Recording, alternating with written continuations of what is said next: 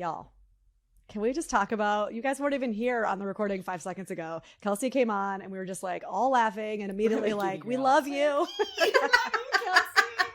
It's just a one big love fest here right now. It's fantastic. I'm obsessed. Somebody who I think Danae and I both have been kind of dying to have on the podcast for a while. So we're really grateful that you're here. Aww. And can't wait to bring you to our people.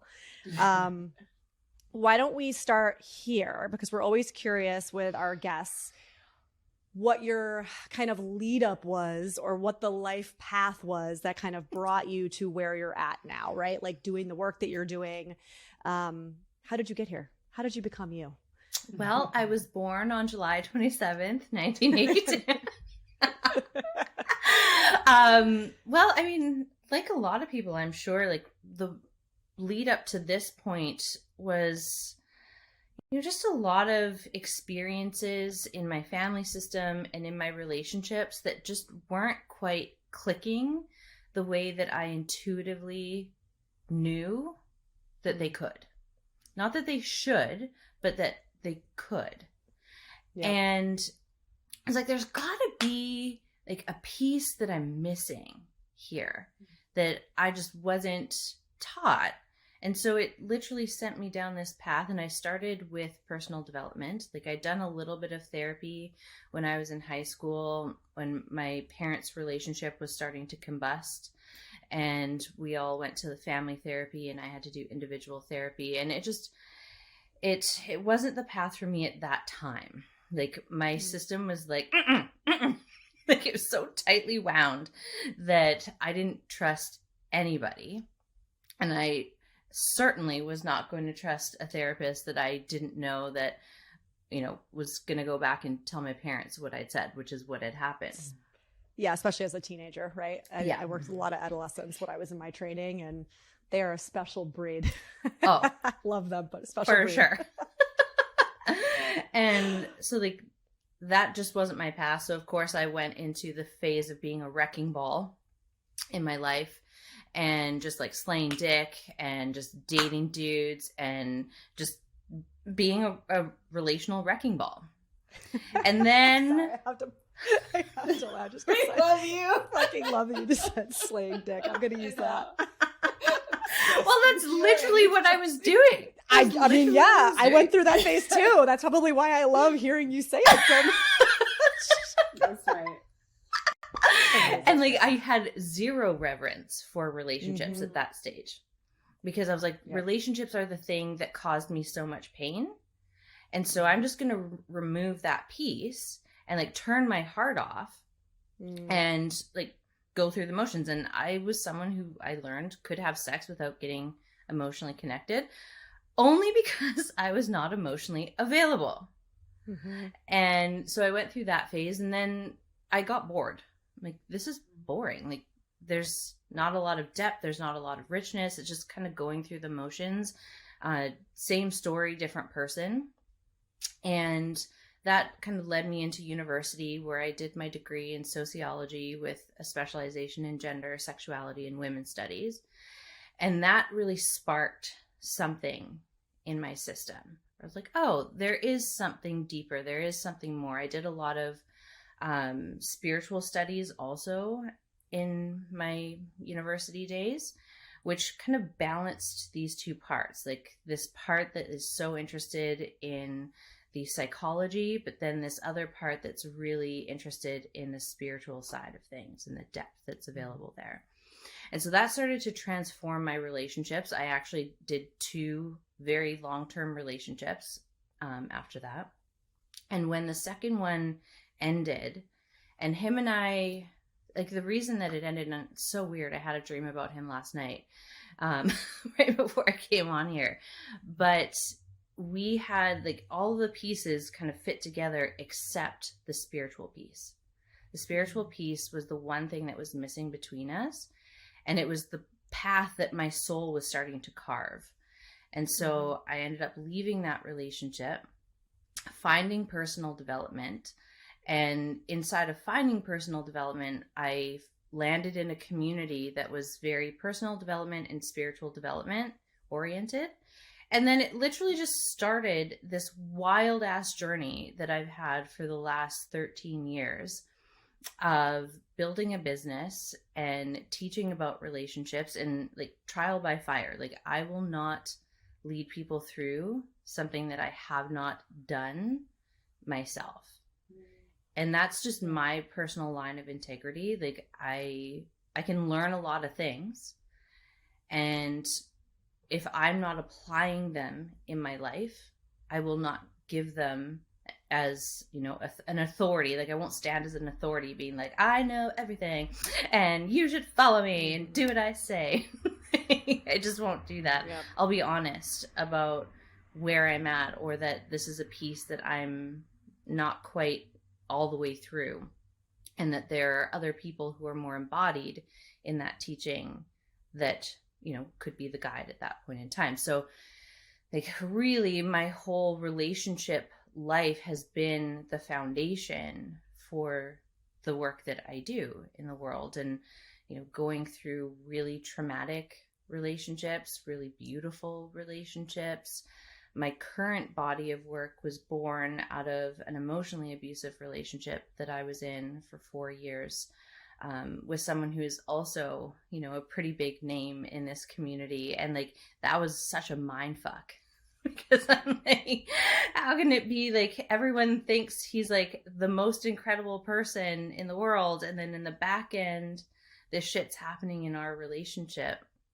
And it was a really hard piece to kind of digest. But now that I've, you know, had 6 years of digesting this, it birthed this whole new body of work, which is really rich in embodiment. And I had to go through that experience, because that's what happened in my life, in order to really touch these really tender, soft, open places in me and reclaim them back. So, I mean, that's kind of the short overview of how we arrived here. But it was really just a lot of my own relationship, like diving in head first. Like, my whole philosophy is like, let's fuck around and find out. Like, it's in my human design. Like, I'm just going to go in and I'm going to try it. And if it works, great. If it doesn't, I'm going to adjust. And I will adjust until it's not true. And once it's not true for me to stay, then I'm going to go. So that's really how I landed here today. I love that. I love, yeah, just this idea that the things that we go through give us this opportunity to support others in moving through what we have the experience going through. And I was thinking back as I was digging through some of your content and listening to some of your podcasts, knowing that you were coming on today, Kelsey, and I was thinking back, like, when did I first find Kelsey? And I remember that someone had posted something that you had shared, like, oh my God, this was a couple of years ago now, but it was about like how situationships really are sort of like, for a woman's nervous system especially, not that supportive of like the truth of what we're feeling a lot of times. And I think that's a conversation I've been having with women a lot lately. And I'm curious to hear your thoughts on this, about how so much of what a patriarchal structure really conditions us as women to be like so in our intellect, and so like, you know, the cool girl thing that we all are familiar with, that a lot of times that whole thing of like, I'm having fun, let's see where this goes, can be really sort of biologically not containing for the feminine, in that like biologically a lot of times abandonment used to equal a lack of safety. And so I think so much of what we are shaming ourselves and trying to like intellectually talk ourselves into relationally, sometimes just like some part of us intuitively, it doesn't feel right, but we're like at odds with ourselves about it. Do you know what I mean? 100%. I mean, you just spend 5 minutes on Instagram or watching reality TV, and you're getting this message that you should be able to have a casual relationship. And if you can't, then what's wrong with you? And like there are people who, like me, you know, who was just not emotionally available, who was like, I was capable of doing that at a certain stage of my journey. And I don't want to shame that at all, because it was an important part of my journey. Mm-hmm. And so, but I had to kind of get to this point where I was getting more honest with myself. And I think that's the piece that gets stepped over, because in order to belong to like this bigger collective society, we often have to override what's really true and honest in our body. And we've been doing that since we were little. You know, we have to override the body in order to appease the parents or the caregivers, so that we fit and that we are taken care of and that we survive. And then we continue that pattern into adolescence, into young adulthood, where we're just used to overriding the body. And for a lot of people, they're just not in their body. And so then we kind of play out these situationships, especially as women. And we're like, oh yeah, I'm totally cool. I'm a feminist. Like, I can do anything that a man can do. And I can have casual relationships and it's totally fine. And then 10 years later, your womb is like, bitch, you are not okay with that. Like, you have some healing to do. And when we start to thaw out those places that are frozen over, we start to have more access to our emotional world, our heart. And once we're in relationship with those parts, and it doesn't have to be a perfect relationship, it doesn't have to be a masterful relationship, it's just in connection with those parts, we can start to touch the thread of, is it really true for me to have a casual relationship? And that's really the only question you have to ask. Like, is it really true? And then sit with the answer. And that's the hard part for people, because sitting with the answer means you have to be in your body. You have to feel your feelings. And we don't exactly live in a society that is like emotion friendly. Be like, oh yeah, feel your feelings. That's amazing. You know, like there's still a lot of like weird energetics around being an emotional human, whether you're a man or woman or a person. Like it doesn't matter. Like, we're not getting like the healthy tutelage of emotions are just a part of your human. You can't outrun them, but you can learn to dance with them. They have a lot of important information. And so when we ask, is it really true for me to be in this situationship? Or is there a younger part that's starving, that's trying to get something through the situationship, or a younger part that's really afraid, that's trying to avoid being seen by being in a situationship? Because a situationship is not going to tend to your deep internal world. It's just not. By virtue of the title, that's not the structure of the relationship. I was just having a conversation last night actually with my partner. We were talking about just like past relationships and stuff. And anyway, we ended up going into like some of the historical relationships for me. And I was talking about this idea of like choosing yourself, which is something I talk about in our book actually. And how I've really been able to, with hindsight, look back at the relationships where I just like was so desperate for them to choose me and put myself in situationships and pretended I was cool with it, right? And was so desperate for it. And of course, those are the ones that didn't. And then I found myself in my my last relationship with my ex-fiance, last relationship before John, where he was, he struggled with alcoholism, and this idea of choosing me really to me was like, I knew, and Danae and I have talked about this, like without a shadow of doubt, he would never leave. Never. It doesn't matter how bad it got. Like, I knew he wouldn't leave. And at that point in my journey, that like almost felt like enough for me.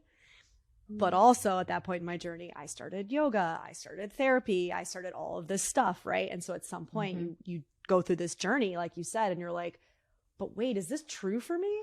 Right? And all of those questions start to arise. And I feel like for a lot of women, at least in my experience with clients and stuff, it's around that like mid-20s to maybe like early 30s when that starts to crack open, right? When some of those questions start to kind of get faced. And I don't think it's coincidental that that's usually the I guess maybe mid 30s is usually like the typical client age, or people that I'm seeing on Instagram, women questioning this stuff. Yeah. I mean, to get a little spiritual, like our Saturn return is like 27 to 29. And that's like a pretty big reckoning phase. You know, anything that is unresolved is coming up for review during that 2-year window.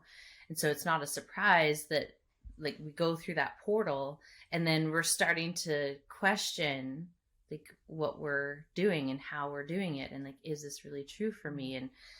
And by that point, we're kind of out of that, you know, party phase. At least I was. Like when I got to my late 20s, I was like, this isn't so fun anymore. Like I'm starting to feel hungover. Yeah. I didn't get hangovers before, but like now I'm starting to get them. And I'm like, maybe there's something I can do that's more nourishing for my body. So, you know, it's not a surprise that people come back to dance or yoga or just to the body.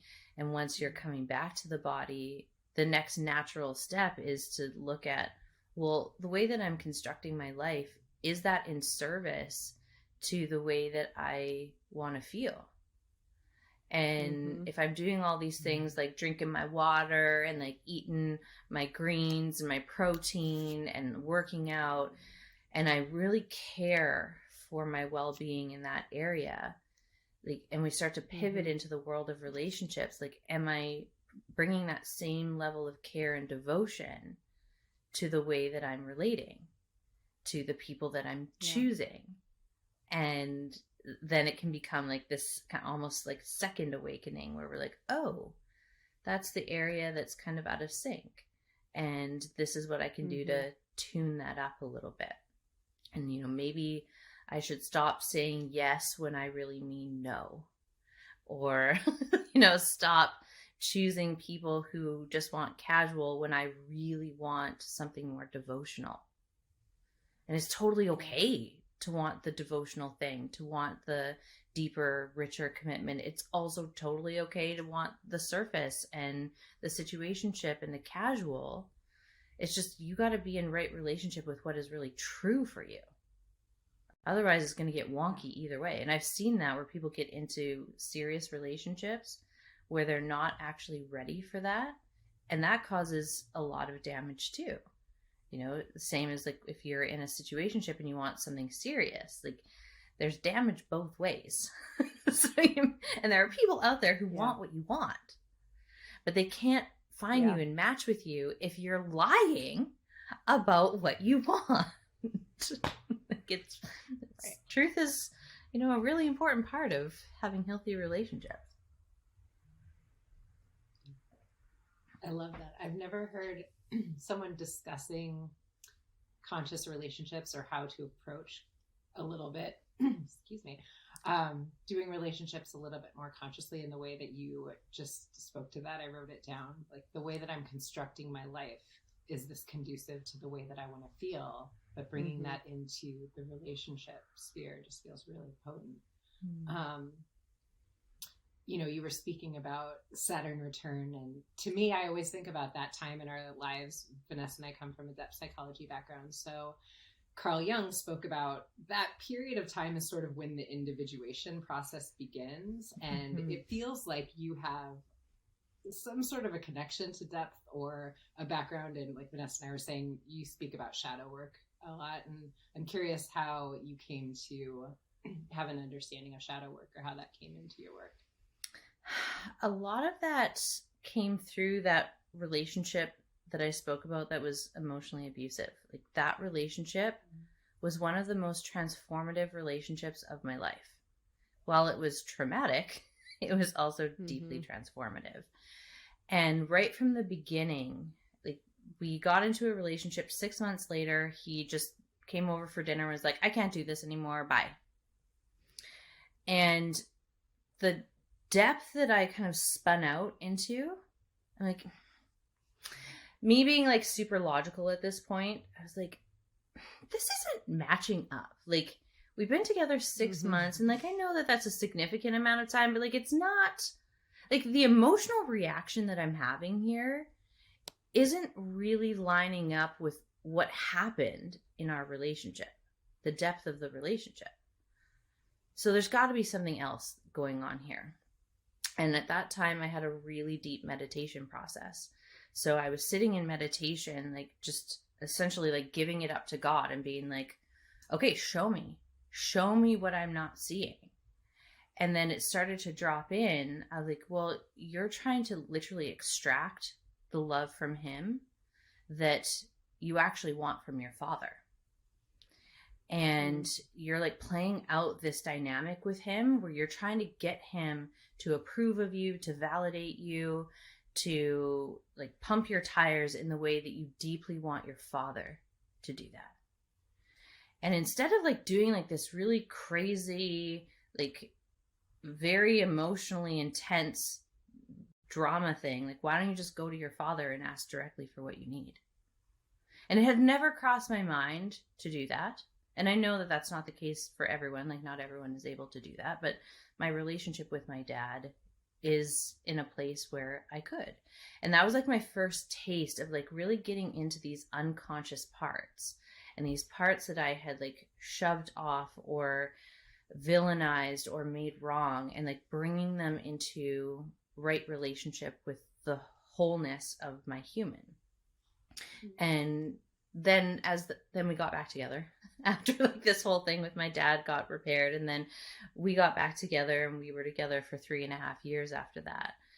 And with all of the like stuff that was happening, the infidelity that was happening in the relationship, I was able to like get into these places to see where it was kind of mirroring these parts that I was not in approval of, and these parts of myself that, you know, I had really rejected and cast off and denied. And because I had denied these parts, like they were coming up with such a vengeance in that container. And like I think for both of us, he would probably say the same thing. Like our relationship was an initiation into shadow work for both of us. And like when we were going through all of that chaos, like I found a book on shadow work, and I'm like, oh, this is kind of explaining the thing that I had intuitively been understanding, but now I have a framework for. And my partner at the time, he was also really big into Jungian psychology, and so he had a bit more of the technical language, and I had the intuitive language for it. And of course, at the time, meant there was like clashing of worlds. It's like, I'm right. No, I'm right. No, I'm right. Even though like we're literally saying the same thing, just using slightly different language, which was, you know, a big piece of my shadow that I got to look at too, like this need to be right and to dominate and to be in control, and seeing these parts that don't like to soften, don't like to surrender, and, you know, how I had cast them into, like, I call them my chamber of secrets. Like my shadow is like full of my chamber of secrets. And my work now is to slowly like light the dungeon stairwell and like light it step by step. And so then we get to the door and we're like, wait a second, I have all of the keys and I can open this door. And when I open it, it's not this like big scary beast, because I have this light that I can like go in with. And once I light it up, I can see it's just like this really soft, tender part of me that wants to be loved back into wholeness. And so like my version of shadow work is like we go into each of these chambers of secrets and see what we find. Like there's a treasure in there that wants to be loved back into wholeness. And you can't do it all at one time. And this is where I think a lot of that patriarchal supremacy sort of ideology gets imposed on this work, where it's like you have to be fast, you have to be efficient, you have to get there in like one shot and like make it count. You know? Whereas this is actually like really slow work. This is like getting into the realm of the mystery, which is the realm of the feminine energetic, which the patriarchy and like supremacy dominator culture is so not in right relationship with the feminine, it literally demonizes anything that's the feminine energetic. So like the mess, the mystery, the slowness, the internal, the dissent, like all of that gets villainized because it's not efficient. You know? Like that's where the fulfillment is. Like that's where the richness is. And so like doing this type of work in many ways is like kind of unhooking where you're kind of hooked in or plugged into that dominator culture system and like taking it apart brick by brick internally so that the way that you're showing up out in the world, you're not playing this stuff out and like dumping your shit onto other people. And I think it's really important work, if not like the most important work, you know, to get into right relationship with all parts of you so that you can go and be in relationship with other people, but also the world at large from a place of reverence, from a place of like really honoring the humanity of the person in front of you. Like it's so important. And, you know, I love that shadow work was the thing that kind of brought me to those realizations. Are you able to articulate, I suppose, like why, in your experience, it's so difficult for people to truly do shadow work? Because in my experience, conceptually, people really like it, right? And there's a real understanding of it, or at least a desire to. But then when we get into it, and I've done, you know, a lot of this with clients, there's a lot of resistance. I mean, I still have resistance to some of it. Sure. And I'm wondering from your kind of point of view, what you feel like some of that is. I think it's a couple things. I think it's, first of all, we bump up against this part, like the good person programming. So we all seem to have this on some level. Like I want to be seen as a good person, which the identity of being a good person is different than actually being an embodied good person.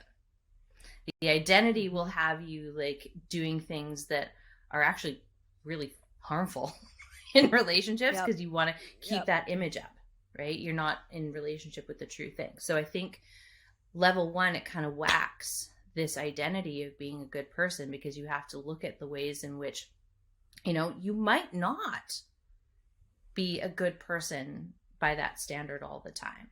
Like you have to look at the ways in which you are an asshole, the ways in which you are cruel or you are dehumanizing or you are, you know, cut off from connection.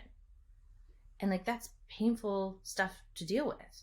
And so if we don't have an approval for our emotional world, we can't hold what happens when that good person programming gets whacked. And so, you know, it's the good person programming, plus we're just not that great, at least in North America, of really being approving of the relational world, or I mean of the emotional world. And so when these parts get whacked, there's like this surge of like high sensation, and that's usually conflated with emotion, and we don't know how to hold that somatically. So then it goes to this other piece of like, well, we don't have somatic capacity in our body because we're so tightly wound, because we're trying to run these identities of like, look at me, I'm a good person, and like it has you deny what's true. And so like this is why I love embodiment methods, and why there is a core embodiment method that is the baseline of all the work that I do now, so that we can get into the body and we can kind of burn off some of that energy so that our capacity in our nervous system starts to expand. We use nonlinear pathways to do that as well, so that if there is like any residual like trauma that's locked up in the body can start to unwind it in the way that it naturally knows how to do. The mind really gets in the way a lot of the time, and the mind will interfere. And so we have to go nice and slow. And, you know, if we have these pillars of, okay, I can see the distinction between like my good person programming and then the actual just truth of my human, which might be an inherently good human, but like wanting to be seen as a good human, that's where we get tripped up. And then this piece of like, am I in approval of my emotional world? Like, do I have approval for all my core emotions? Or do I only have approval for certain ones that make me look like a good person? And so getting in right relationship with the emotions, and then expanding the somatic nervous system capacity so that we can hold sensation in the body. Because if we can't hold sensation, the second someone's like, you hurt my feelings, and it's a very high sensation experience, so we get flooded emotionally, we have this high sensation, and we're like, no, I'm not, you just hit my identity. You just hit my good person identity. No, I'm not mean. Like, how dare you? And then we're off to like this battle, and then it's like this domination thing that happens of like, no, I need to prove to you that I'm not the thing that you just said, because we're not hearing what is being said clearly, because it's being filtered through all of those other layers. Versus like when we have right relationship with our emotions, when we have right relationship with our somatic capacity, we understand that even being a good human means we'll do shitty things sometimes. When someone says, you hurt my feelings, or you did something that really wasn't okay with me, we can sit with it and be like, yeah, I can see some truth in that. I can see what you're getting at. And you know what? You're right.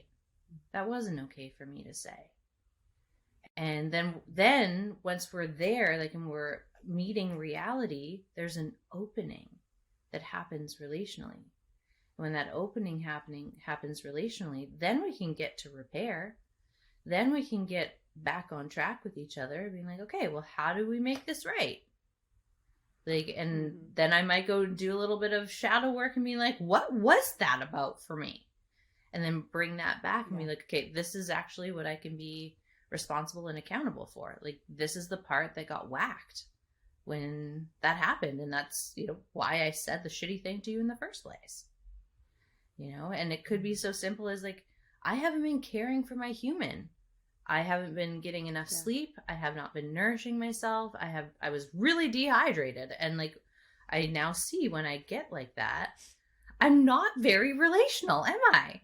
And then we start to have like this really rich conversation where we come back to connection with ourselves and with each other. I was just talking to my 2.5-year-old about how we start getting more in tune with our body when our body is telling us that we're hungry. So that she said to me, Mom, what's a meltdown?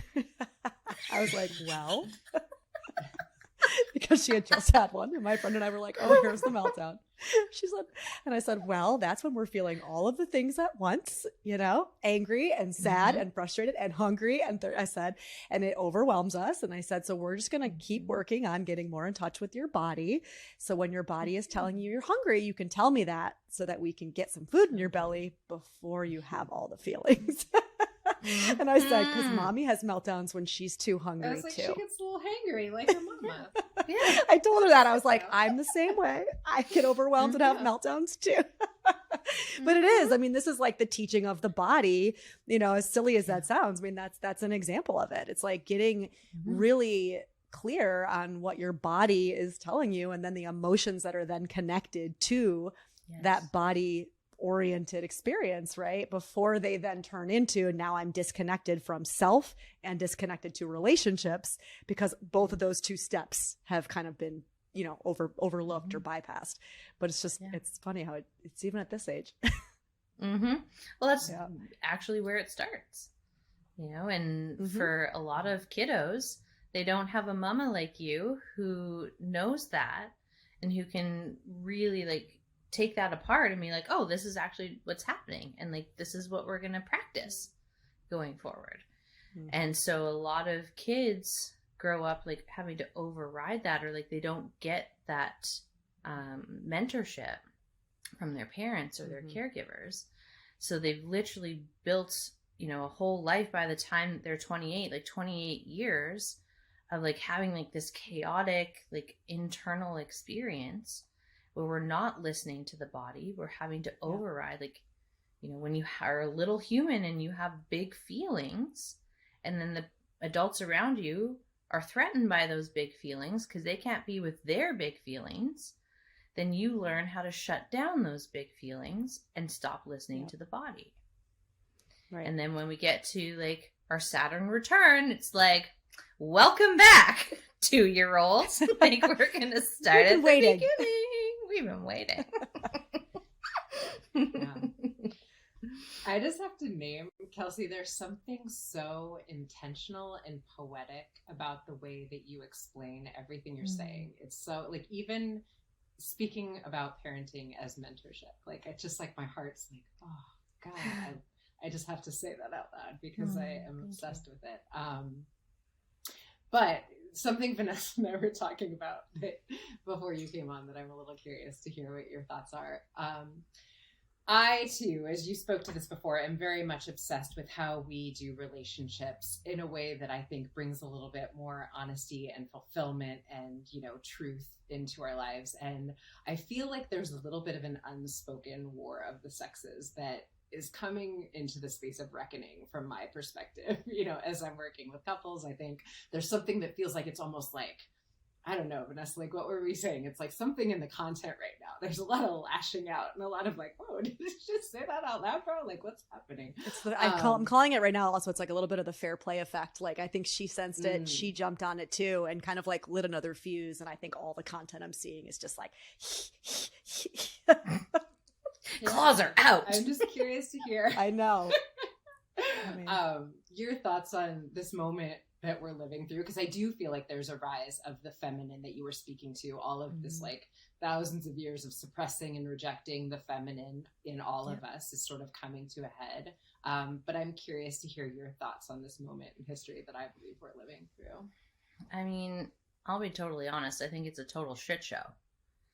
Like, it's agreed. And I've got my popcorn. I'm kind of here for it. Yeah, exactly. Like, and like, this is the thing. Like, I have to really watch myself of like, okay, like, it is a shit show, and like, I have my popcorn, and I also have to know like when to turn the TV off or when to put my phone down, and to see like what parts it's activating in me, because there is like, I've noticed this a lot in this last week actually, of like, there's so much drama that's like flowing, and it's really high sensation. And whenever we're plugged into drama, we don't have to touch the true thing. We don't have to touch the thing that's more vulnerable, that's more tender. So I think this is a normal like phase of the journey to kind of like, you know, like, especially when you've felt powerless your entire life. Yeah. I think it's actually an important phase to like kind of crank it a little, and maybe like you overdo it a bit, but like we still got to get into the embodiment of like, oh no, this is like my power. Like, this is like what I stand for. Like, no, fuck you. You can't talk to me like that. And like, we have to go through that phase. Yeah. And that's kind of like the toddler phase of it. Like, we're messy with it. We're not relational, because toddlers are literally just about them. Like, their brains haven't developed to the point where they are relational yet. And that's okay. And the same goes for our emotional development. If we haven't properly like developed that throughout our adolescence and adulthood. So when we feel these feelings of powerlessness, but then we get a taste of power, we're like, rah, let's like run this. Let's go with it. And then as we like run that through our system, we start to like settle the waters and like touch the truer thing. Like, well, true power is like being in right relationship with my body, with reality, being able to back my boundaries. Like, I'm not someone who is victimized by a guy who doesn't want what I want. But there's a lot of that happening. Where, and it's both like men who don't want what women want and women who don't want what men want. And then this like victimization of like, how dare they not want what I want? I'm going to make them wrong. And that's where like the claws are coming out, because it's a way for us to like claim the thing that we really want in a really fumbly way at first. And then we start to smooth it out and we're like, oh, wait, like if they don't want what I want, that's just what it is. Like they don't want what I want, no drama. But when we're plugged into a matrix that is literally fueled by drama and literally mining your outrage, like this happens all the time. Yeah. Like your outrage is the currency that the matrix and this patriarchal system is being run off of. It's literally extracting your life force energy in the form of outrage. And then if that doesn't work, they're like, drama! Like, let's just sprinkle in some drama. And then when we're kind of plugged into both of those, like it's so high sensation that we aren't feeling those subtle cues in the body. We're not feeling the truer thing. We're not feeling the deeper thing. And it you know, it's a mess. And so as more people kind of come back into their body and start to feel their own heart again, and, you know, do the shadow work, do the emotional alchemy work to like feel those feelings all the way through. Like it's necessary. Like we have to grieve, we have to rage, we have to like feel disgust, we have to feel the fear, like we also have to feel the joy and the excitement and the sexual excitement and learn how to hold all of them with reverence. And like this is just like the clunky kind of toddler / adolescent phase of our collective development where we're kind of fumbling the ball a bit, but you don't get to be a professional football player without first starting as someone who fumbles the ball and doesn't know the rules of the game. It's through fumbling the ball. It's through practicing. It's through like running drills. It's through like doing the plays that just do not turn into, you know, championship wins, that you actually learn your mastery. You learn your craft. And so that's what I see is happening on a global scale. We're kind of learning this craft of embodied relating. And we're just in that clunky phase of like, oh yeah, we're just fumbling the ball. We're like, you know, doing push-ups to the point of like exasperation, and then we're collapsing, and then, oh, it takes like 5 days to like get back to like doing a push-up again. Like we're just in that phase, and it's okay because that phase literally leads us into deeper mastery. And so, you know, the only thing that I can really do is really be conscious about how I'm participating in the matrix and like what is the thing that I'm activating here. Because I can activate my outrage, I can let that be milled and mined and extracted. I can plug into drama and let that extract my life force energy too. Or I can like literally drop into my sovereignty and have those boundaries of like, no, I will not do that. I will stand for what is true, what is aligned with my value system, but I will not let you plug in and pull and extract my life force energy. I'm not into it. And you might call me a bad, harmful, dangerous woman for that, and I'm okay with it. I'm literally okay with you calling me every name in the book because I know what's true. And I know how I show up in my relationships. I know how I show up in life. And I know that I'm also willing to claim ownership if I am doing something that's really offside. And like that's like how we kind of carve our way through this kind of fumble territory that we're in collectively right now into like a deeper state of mastery individually, but also together as a collective. That's kind of my 2 cents on it right now.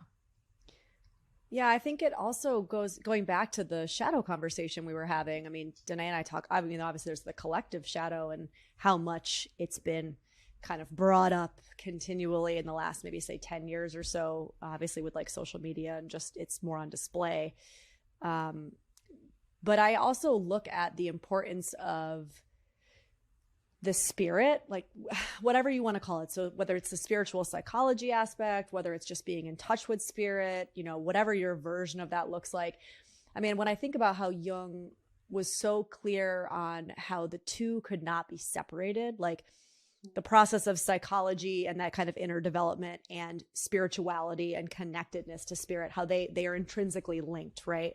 And when I look at the shadow that's collectively coming up, I mean, talk about the patriarchal fall, right? When we look at a lot of the more Western patriarchal approaches to spirituality, and I'll use air quotes when I say that, it is all about something outside of self, being the knowing, being, doing figure, right? That tells you what's good, what's bad. And in a lot of ways, it's very punitive. You know, it's set up to make you believe and act as though you are bad and flawed at your core. And so you spend a lifetime proving or attempting to prove or deflect or bar against any kind of suggestion, right, that you might be. And I think so much of the spiritual, I don't know, awakening, I guess is the word that's coming up for me, and the feminine, you know, the rise in the feminine is more of this reclamation of, or maybe not reclamation. I'm almost like articulating it as it's coming up in my head. It's like pushing back against that, right? Like there is no quote unquote being or anything outside of self that tells me that I am intrinsically bad or good. That comes from within. And I don't even know if I'm making sense, but it's just something that you're saying is kind of reconnecting to this idea of shadow, because I do find that this spiritual connection is just, it's imperative. And I think it's connected to that shadow conversation.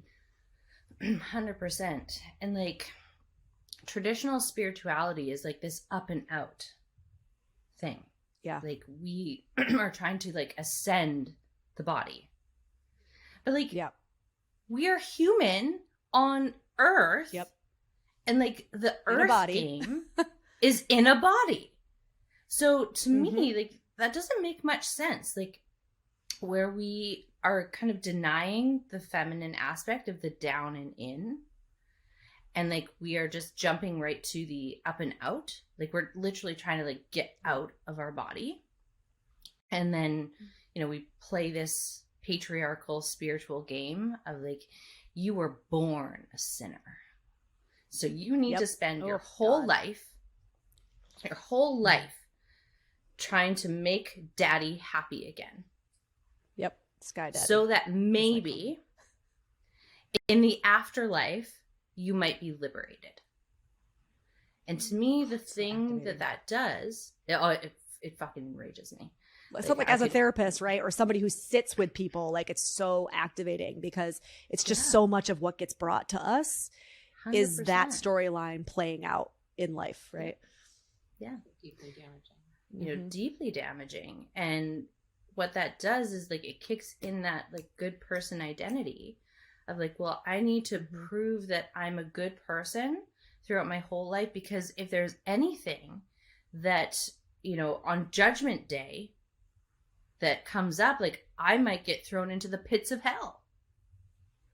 Yeah. And so like, it's like this, I mean, it's fucking brilliant in terms of like controlling a mass group of people. Hell yeah, it is. But it doesn't make it true.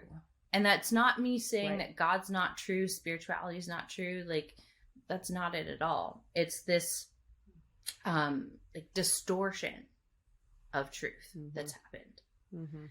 And it's just been perpetuated for so many centuries that it feels like the truth. But the most connected to God I have ever felt are those moments when I'm fully in my body. Yes. Where I'm fully available to all parts of myself, including my shadow, including my emotional world, like I literally just got full body goosebumps. And like that is the path of, you know, the spiritual, like the feminine spirituality coming in to balance the scales. Like my work is a lot about union and harmony. Like I'm also a musician, so like harmony is important to me. Like it hurts my ears to hear things that are not in harmony, and it hurts my heart to see things not in harmony. And part of that means like we do need this up and out, because it's like this beautiful blossoming energy. But if you do not have the down and in, which is the roots, that blossoming means nothing. Like it's actually a fabrication. It's not truth. Like you just look at a plant or a tree. you don't have a tree that's alive that doesn't have deep, rich roots. The canopy being like this beautiful thing is only because there are deep, rich roots.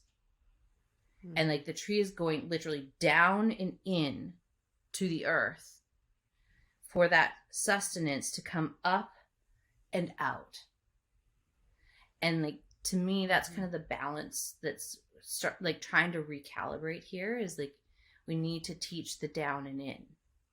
And so all of my work is the down and in, like getting back. Well, what a beautiful visual, because also when you think of trees and when you have this beautiful canopy, the roots are also, not only are they down and deep, but they're also in healthy soil, and they are interconnected with other plants and trees under the ground, right? There's such a deep interconnectedness that we're only just beginning to understand about trees, that in so many ways mimic what is healthy for the human being as well, right? And so, yeah, it's just such a beautiful image. I read a book called The Overstory. I'll have to remember it and put it in the show notes. It was so beautiful. The whole book was about trees, and it was 5 different storylines, but it was all connected through trees. That was like the connecting tissue. And I learned so much about trees in this book, but it was like just so beautifully metaphorical. And so I'm so glad you brought that image up. I love that. I want to read that book now. Yeah, it's amazing. It's such a good book. Yeah. Highly recommend. Imagery.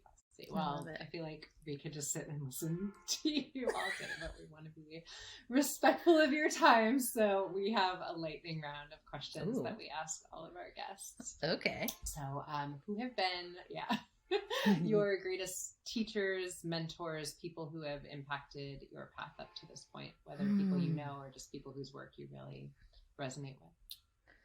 I mean, like the OGs are like Mary Magdalene and Jesus. Like those are like my OG teachers. But in this particular lifetime, Robert Augustus Masters was so huge for me. Especially when going through like that really clunky period of time. My current teachers, Michaela Boehm, and like for embodiment, and Perry Chase for like this deeper feminine spirituality, they've been so huge for me. And there's just like, to me, like every single person I meet is a potential teacher, and like they really are a teacher in some way, shape, or form. So like my parents and my brother and every partner I've ever had and all of my friends, like these are people who have deeply mentored and shaped the person that I've become as well. And that's just as important as like a teacher who's like out doing this professionally. And so I want to include all of those people as well. Beautiful. Okay, so this concept of flow, right? That thing that you're doing when you just can blink your eyes and an entire day goes by. What is flow for you? I mean, I definitely like touch flow anytime I'm working on music or anytime I'm channeling, like I'm teaching. Those are the 2 places where like I lose time. Like if I have my guitar and I'm just like noodling on the guitar, or I start to channel a song, because for me, music is a byproduct of the work that I do here as well. Like, and so I will channel music. I'm not like a technical writer in that sense. And so the same way that I'll channel a piece of writing for Instagram, or when I channel, when I teach, these are all the places where that flow happens. And really, to me, it's just like when I'm open. Like anytime like I'm truly open and like that super highway is moving, like from the roots to the canopy, like that's when I'm in flow. And like my life's work from this point forward is like, can we like find that in every area of life? And it's not just like when I'm doing music or when I'm teaching, but like, can it be like the mundane tasks of like taking out the garbage, where that flow state is happening? And it really is like the opening of the body, the opening of the heart, the mind kind of knowing its place, that it's in service to the deeper opening of my body and my heart, not the thing that's driving the vehicle. So that's my answer for that one. Beautiful. And what breaks your heart, Kelsey? When I see people who are alone or misunderstood and like really lacking that sense of connection and love, like my heart breaks every single time. And that could be someone who's in a room full of people. And whenever I feel like the disconnect of the human, it breaks my heart. Like it happens with my niece and my nephew, those moments where their flow state is interrupted. And then like they lose connection with who they truly are. Like those moments are like mini heartbreaks. And then I see it like on a bigger level with the adults around me, you know, like trying to work for Sky Daddy and like prove him and like prove their goodness. Like that breaks my heart. When people are related to in such a dehumanizing way. Because in order to dehumanize someone, you have to be completely disconnected from yourself. Like that breaks my heart on both sides. So it's really like the breaking connection to what is true is what breaks my heart every time. And like all the atrocities on this planet are a byproduct of that. And so like it all kind of like permeates like abuse of people, abuse of animals, abuse of children, like abuse of the planet, like all of that comes from a disconnection within self, you know, where we have to keep extracting in order to sustain ourselves versus like let me open, let me touch the truer thing, and I don't need to extract anything when I'm in that state. That's the thing that breaks my heart the most. Powerful. Okay, and to round it out, what is your favorite food? Oh, okay, I have two. I was actually thinking about this the other day. I'm like, if it was like I had to give this answer, I was like, can I pick just one? I don't think I can. I love mashed potatoes so much. And I also love spaghetti. Like these are my two favorite things in the whole world. Although they don't pair well together. I'm here for it. Those are good. Those are good choices. We'll allow the two. Okay, thank you.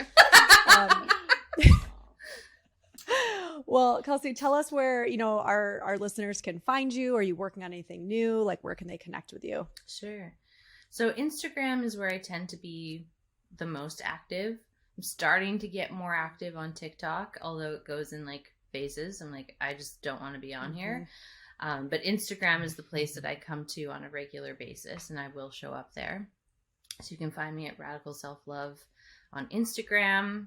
It's the same on TikTok.